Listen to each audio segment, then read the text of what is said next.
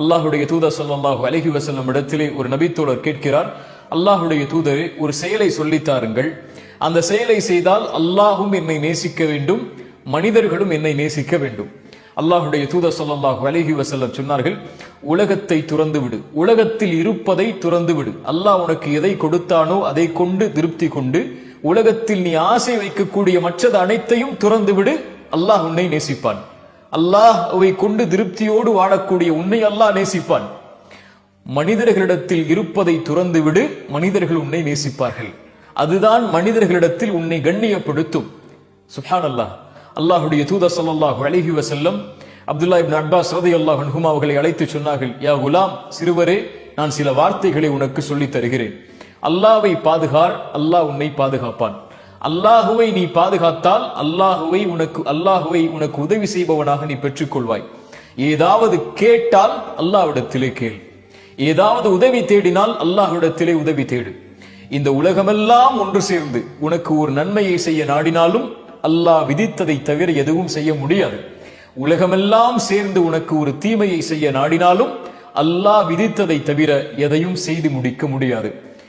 ஏடுகள் மூடப்பட்டு விட்டது, பேனாக்கள் உயர்த்தப்பட்டு விட்டது என்று அல்லாஹுடைய தூதர் ஸல்லல்லாஹு அலைஹி வஸல்லம் சொன்னார்கள்.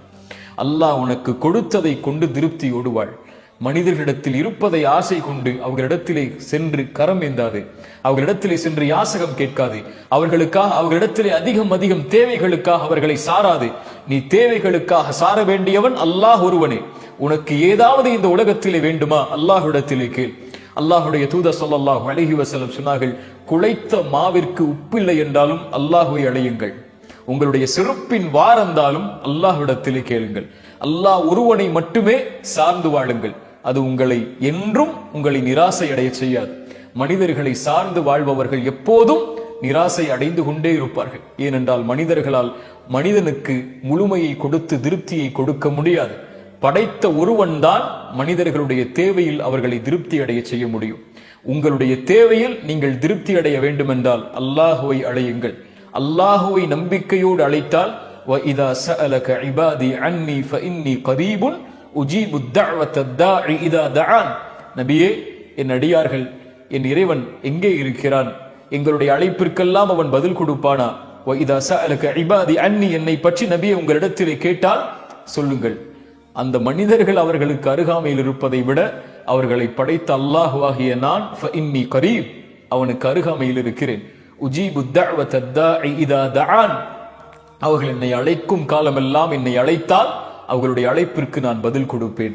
சுப்ஹானல்லாஹ். அல்லாஹ் உங்களுடைய அழைப்பிற்கு பதில் கொடுக்கிறான். கரம் ஏந்தி அந்த கரம் கீழே விழும்போது உங்களுக்கு அல்லாஹ் கொடுக்கவில்லை என்றால் அல்லாஹ் நாணம் அடைகிறான். சுப்ஹானல்லாஹ்.